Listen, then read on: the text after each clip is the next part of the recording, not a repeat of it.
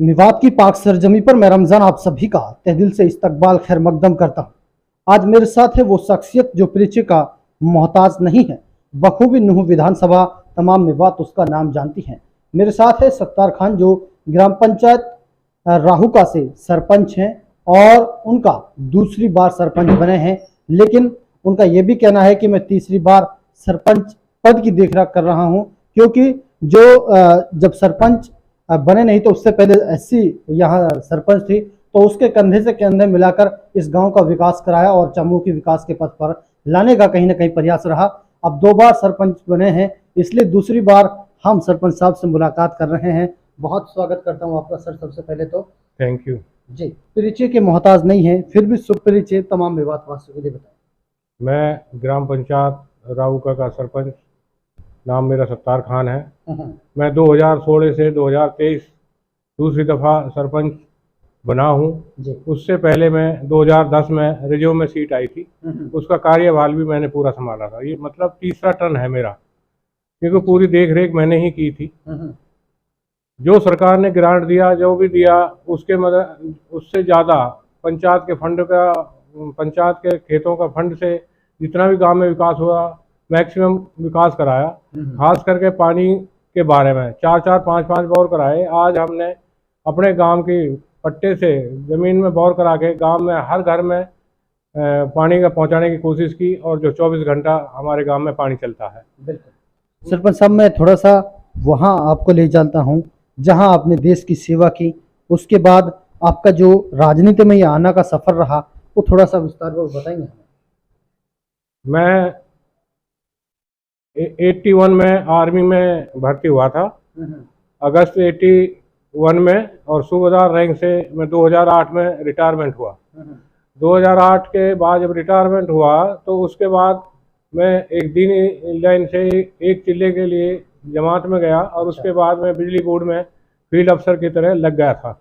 Field अफसर के यहाँ से 2010 में जब इलेक्शन हुआ तो गांव वालों ने बोला कि आपने इलेक्शन लड़ना है। मैंने मना करने के बाद उन्होंने बोला आप लड़ो। उसके बाद जब मैंने तैयारी हुई तो वो रिजर्व में चली गई थी सीट। रिजर्व में के जाने के बाद गांव ने बोला कि भाई आप पंचायत के मेंबर बनो और आपने ये पूरी कार्रवाई करनी है। तो मैं 2010 के इलेक्शन में मेंबर, पंचायत मेंबर बना, और रिजर्व में हमारी सरपंच बनी वाल्मीकि से। तो उसका जो कार्यभार था वो पूरा मेरे ऊपर ही था, तो मैंने उसको किया। उसके बाद फील्ड अफसर की नौकरी छोड़ने के बाद मैंने अपने गांव में जो छोटी मोटी समस्या थी उसको मैंने बहुत दिल के साथ काम किया। उसके साथ जितना विकास था, एक PWD रोड से शमशान घाट, जोड़ से जुम्मे का घर तक, और सचिवालय से लेकर चौपा बीच गांव तक, और ये 5-7 रास्ते बनवाए। उसके बाद मार्केटिंग बोर्ड से काम करवाया। अवैध कब्जा था, जो पंचायत का जो प्रॉपर्टी थी, कुछ दबंग आदमियों ने दबा रखी थी, उसको केस डाल कर मैंने ओपन भी करवाया। ओपन करवाने के बाद उसमें टूट फूट हुई। एक बार बुरा जरूर लगा, लेकिन अब गांव वाले भी बोलते हैं कि ये आपने सही काम किया। अब मार्केटिंग बोर्ड, जो हमारा गांव हिलालपुर, राउका टू हिलालपुर मंदिर तक 1 किलोमीटर का मार्केटिंग बोर्ड का रास्ता है, जो काफ़ी दिनों से ख़राब है। उसको अभी MLA आफ्ताब के साथ मिल के और मार्केटिंग बोर्ड के JE SDO एक्शन से बात करके उस रोड की रिटेनिंग वाल, जोड़ की रिटेनिंग वाल, और उस रोड का एस्टीमेट दोबारा बना के चंडीगढ़ गया हुआ। जैसे भी आएगा तो हमारा हिलालपुर और राउका का बीच का रोड बिल्कुल सही हो जाएगा। उसके साथ साथ एंट्री टू राउका का PWD का रोड है, जो PWD का रोड अब कार्य कर है, काम चल रहा है। और अब तो सरकार की वह है कि सरकार ग्रांट दे, जो GDP बनी हुई है पंचायत की तरफ से, उसके हिसाब से काम पैसा देगा, काम होगा। काम पैसा नहीं होगा तो नहीं होगा। अभी एक इन्होंने E-टेंडरिंग का काम कर दिया। E-टेंडरिंग भी सरकार की एक कैसे भी लगा लो, जो उन्होंने कहा तो ठीक है, लेकिन E-टेंडरिंग से पंचायत का विकास नहीं हो सकता। क्योंकि एक VKC बन रही है, जो हमारे गांव में मेवात डिस्ट्रिक्ट के लिए 5 हुई थी, इसमें एक हमारा गांव भी था। उस गांव का बनने के बाद, चौकट दबने के बाद, आज 8 महीने से कोई काम नहीं चल रहा, और उसमें सारा टूट फूट बच्चों के हिसाब से हो रही है। उसके 2-3 बार JE एक्शन को नॉलेज में डाल दिया, अभी ठेकेदार का वो है ई टेंडरिंग। ऐसा यदि पंचायत में पैसा आता है तो पैसा टेंडर छूटने के बाद सरपंच मेंबर गांव वाले भी मिलकर उसमें विकास का भागीदारी होते हैं। बिल्कुल।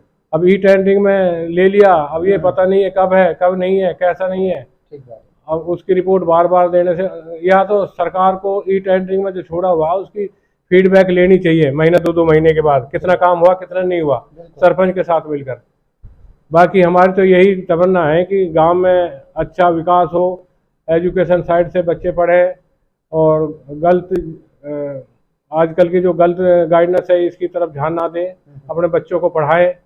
बच्चों को पढ़ाने के साथ आंगनवाड़ी जो है, जैसे स्कूल है, हमारा स्कूल प्राइमरी तक है, हमारी कोशिश है सरकार से कि उसको 8वीं तक किया जाए, क्योंकि जो लड़कियां हैं हमारे से 2 से 3 किलोमीटर स्कूल है, इंट्री हो चाहे सोना हो, क्योंकि लड़कियां 5 के बाद फिर जा नहीं पाती। कुछ के माँ बाप ऐसे कह देते हैं कि भाई बच्चे अब नहीं जाएंगे, मैं 5वीं तक पढ़ लिए, जबकि एजुकेशन एक ऐसी चीज़ है उसको कोई बांट नहीं सकता। जिसने एजुकेशन की है वह उसी के हक का है। बिल्कुल। बाकी सारी प्रॉपर्टी डिस्ट्रीब्यूशन हो सकती है लेकिन एजुकेशन नहीं होती। सरपंच साहब, आने वाले समय में सरकार के जो नए नियम हैं इनसे कहीं ना कहीं अड़चन तो पैदा हुई है, ग्राम पंचायतों को विकास जस के तस पड़े हुए हैं। ऐसे में क्या लगता है कि 2024 के विधानसभा चुनाव भी हैं और फिर जो नए नियम हैं इनसे क्या लगता है कि 5 सालों में ग्राम पंचायतों की तस्वीर बदलेगी या नहीं? ये तो आने वाले उसमें पता लगेगा जी सरकार कौन सी आती है कैसे नहीं आती है। यदि इन्होंने सब पंचायत के जो इनको नियम है, जो इनको पंचायत को ख़त्म करने की कोशिश कर रहे हैं, वह गलत है। जैसे पहले चला आ रहा था उसमें अच्छा है, क्योंकि उसमें सरपंच भी दिलचस्पी लेता है। अब ई टेंडरिंग अननोन ठेकेदार हैं, हमें पता नहीं किसके नाम छूट गया, अब हम उसको पूछते हैं, बोलते मेरा ई टेंडरिंग छूट गया। लेकिन यह है कि सरकार जो भी बनेगी और पंचायत के बात को मानते हुए, पंचायत का जो नियम है उसके हिसाब से होगा तो गांव में विकास भी होगा और सरकार भी सही होगी। लेकिन आने वाले विधानसभा में अभी 31 जुलाई को जो नूह में तो हिंसा हुई थी, वह एक दुख भरी हिंसा है। ये एक राजनीतिक षड्यंत्र मानो इसको। वैसे तो नहीं था कि होती रहती है सभी के। हमारा जो मेवात है वो भाईचारे में सबसे टॉप माना गया है। जो बाहर के मुलाजिम भी आते हैं वे भी देखते हैं, स्टार्टिंग में तो उनको फीलिंग होता है कि कहाँ हमें फील्ड में भेज रहे हैं, कहाँ भेज रहे हैं, लेकिन यहाँ आने पर पता लगता है कि उनका कैसे मान इज्जत व्यवहार कैसा है। लेकिन ये जो भी हुआ किसकी वजह से हुआ, इस मैं तो सरकार से यही अनुरोध करता हूँ कि जो दोषी है उसको सजा मिले, जो निर्दोष है उसको छोड़ा जाए, नाजायज तंग ना किया जाए। बिल्कुल। तो सरपंच साहब, आखिर में तमाम पंचायत जो राहुका के आपको देख रहे हैं, क्या कहेंगे उनसे कि आने वाले 5 सालों में विकास के पथ पर फिर से राहुका होगा? मेरी तो ये कोशिश रहेगी कि गांव में जैसे गवर्नमेंट ग्रांट देगी, हमारा पंचायत का पैसा आएगा, गांव के अंदर ही पैसा लगाएं, उसमें हम अपने बढ़ चढ़कर हिस्सा लेके गांव की जो है जो मेवात का पिछड़ापन है, हम अपनी पंचायत को भी उस टॉप पे लाना चाहते हैं जो और बाकी पंचायतें हैं। पिछली 2016 में जब सरपंच बना था तो मेरे को ये विकास पंचायत मंत्री से बना था, अच्छा मेरे को मिला था उसका। लेकिन यह है कि पैसा के ऊपर ही विकास होता है।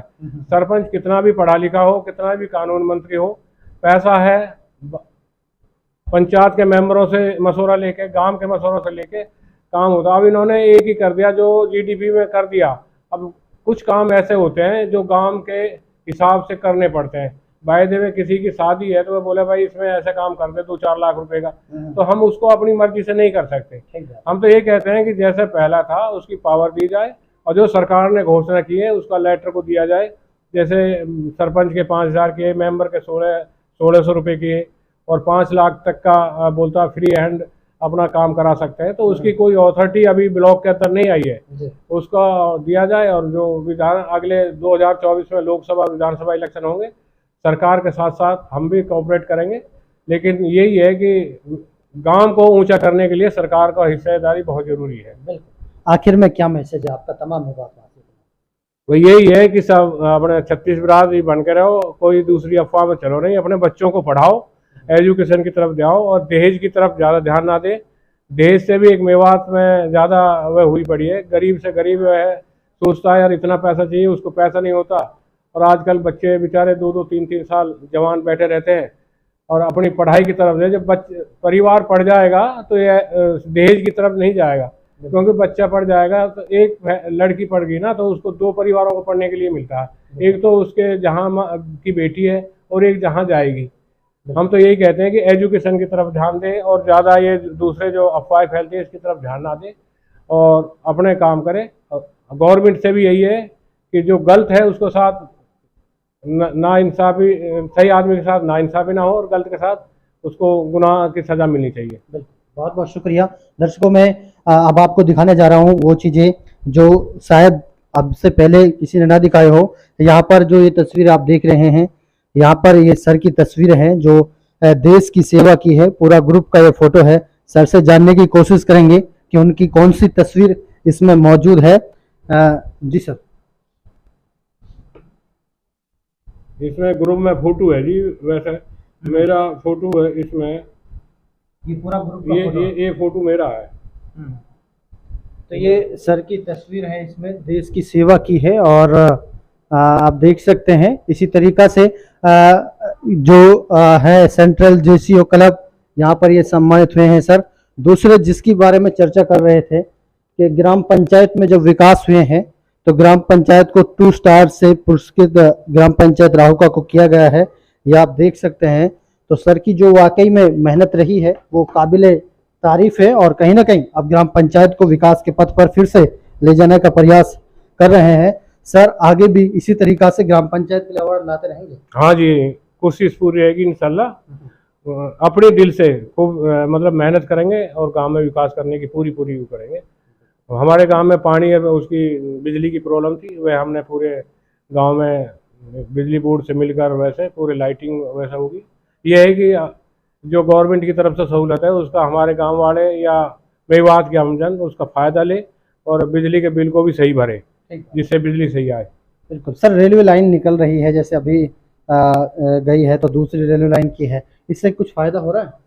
इससे सर आने वाले अभी तो फ़ायदा होगा नहीं, क्योंकि एक जो लाइन रेलवे लाइन निकली है आसावटी टू रेवाड़ी के लिए, वह तो मालगाड़ी है। एक और निकाल रही है तो उस पर अभी काम चल रहा है, पहाड़ पर तावड़ू साइड में, यहाँ भी चल रहा है। बस यही है कि जो ज़मीन रिक्वायरमेंट आ रही है तो ज़मींदारों पे पैसा आएगा, उस पैसे को सही इस्तेमाल करें, गलत जगह इस्तेमाल ना करें। ठीक, बहुत बहुत शुक्रिया सर अपना कीमती वक्त। Thank you. तो दर्शकों, मेरे साथ ये राहुका से सरपंच सत्तार खान जुड़ रहे थे। वो शख्सियत है जो परिचय के मोहताज नहीं है, ज़मीन स्तर पर विवाद के अहम मुद्दों को उठाया है। ग्राम पंचायत को 2 स्टार से सम्मानित किया गया है। ये उनकी मेहनत रही है तभी ये पुरस्कार मिला है। दूसरे देश की सेवा की है और आप समझ सकते हैं कि जो देश की सेवा करके फिर राजनीति में आया हो वो किस तरीक़ा से ग्राम पंचायत में काम करा सकता है। तो यकीनन अब सरपंच जिस तरीका से हम कह सकते हैं तीसरी बार ग्राम पंचायत को देख रहे हैं, इससे लगता है कि 5 सालों में तस्वीर तो बदलेगी, लेकिन कहीं ना कहीं सरकार के जो नए नियम हैं वो रोड़ा बन रहे हैं और उससे विकास रुका हुआ है। अगर सरकार इन निर्णयों को वापस ले ले या फिर जिस तरीका से जो नए नियम हैं इनसे विकास नहीं हो सकेगा, क्योंकि सरपंचों का कहना है कि अगर ये नियम नहीं होते तो 1 करोड़ से ऊपर ज़्यादा की ग्राम पंचायतों में विकास हो गए होते। लेकिन कहीं ना कहीं ये रोड़ा बन रहे हैं, इसलिए सरकार को सोचना है और करना है कि कहीं ना कहीं सरपंच की रुचि जो बने और ग्राम पंचायत में चहुमुखी विकास कराए। मैं रमजान आपसे इजाज़त लेता हूँ, दीजिए इजाज़त, खुदा हाफिज़।